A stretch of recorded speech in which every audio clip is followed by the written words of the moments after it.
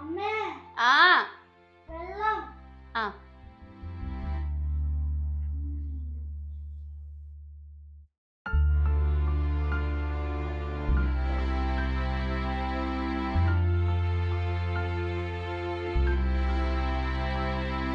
എന്റെ പഠിപ്പ് ഇതുവരെ കഴിഞ്ഞില്ലേ?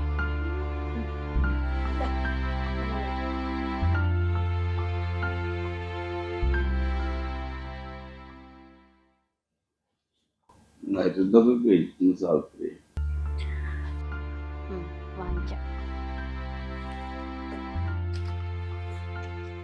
ഇന്നത്തെ കൂടെ ഉള്ളൂ അല്ലേ?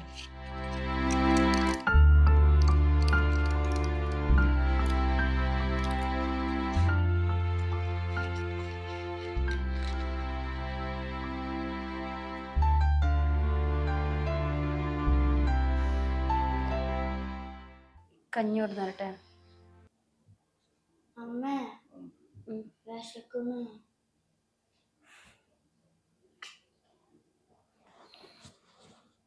കഞ്ഞി എടുത്ത് തരട്ടെ? കഞ്ഞി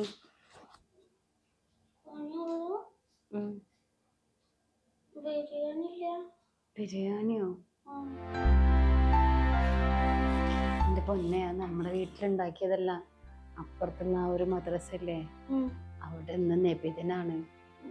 നബി അവരുടെ ജനിച്ച ദിവസം അത്രയെന്ന്, അതിന്റെ ആഘോഷമൊക്കെയാ. അവരൊന്നും ഇപ്പൊ നമുക്ക് തരുമോ? ഞാൻ ഒരു പ്ലേറ്റ് ഇട്ട് പോയിക്കൂടെ?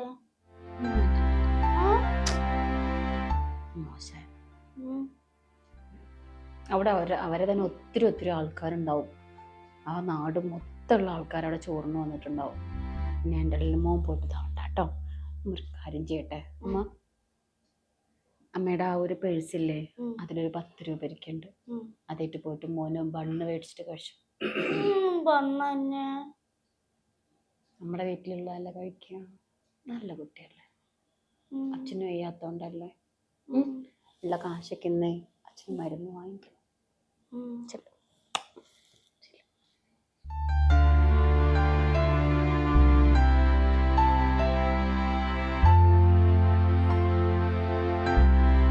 മോൻ പറഞ്ഞ കേട്ടില്ലേ നിങ്ങള്?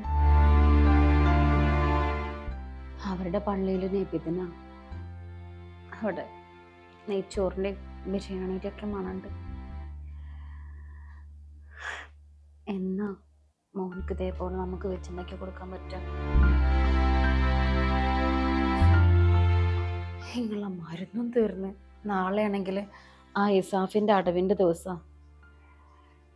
എങ്ങനെ അതൊക്കെ മുന്നോട്ട് കൊണ്ടുപോകാന്നൊക്കെ അറിയില്ല. അതിനിടയിൽ ഉള്ള പണിയും പോയി. ആരോടാ ഒന്ന് പോയി ചോദിക്കാം? ആരാ തരും? കാണിക്ക് ആലോചിച്ചിട്ടൊരു പിടിയും കിട്ടുന്നില്ല.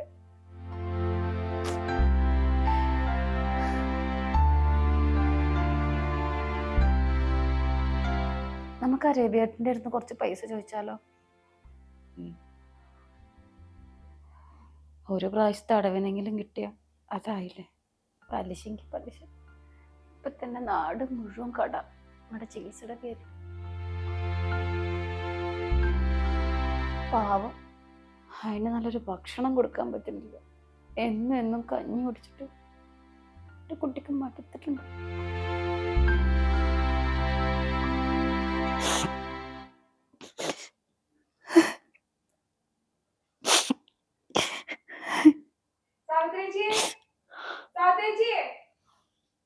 ആരോ വിളിക്കുന്നു. വരുന്നു.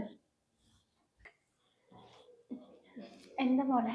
കുറച്ച് നെയ്ച്ചോറാ ഉമ്മ തരാൻ പറഞ്ഞതാ. ഞങ്ങളുടെ നബിദിനാ.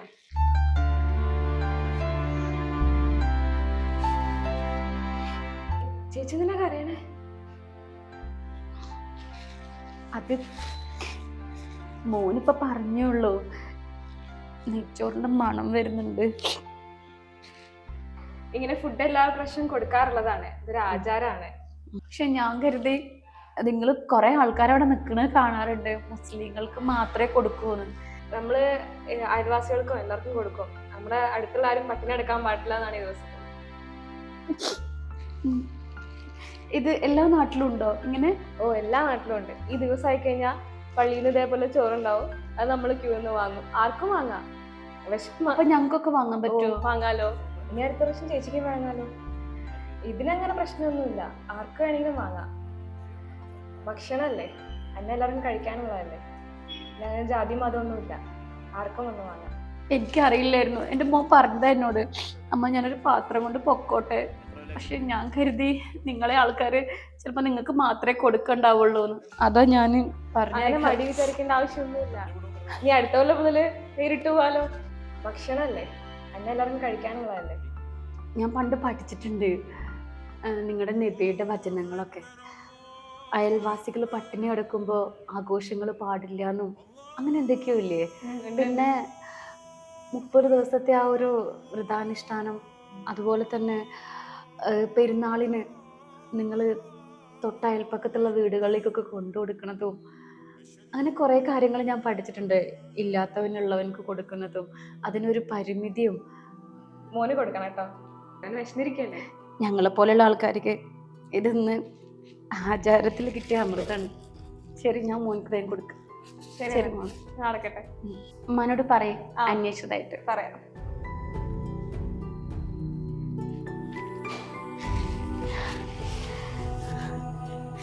മോനെ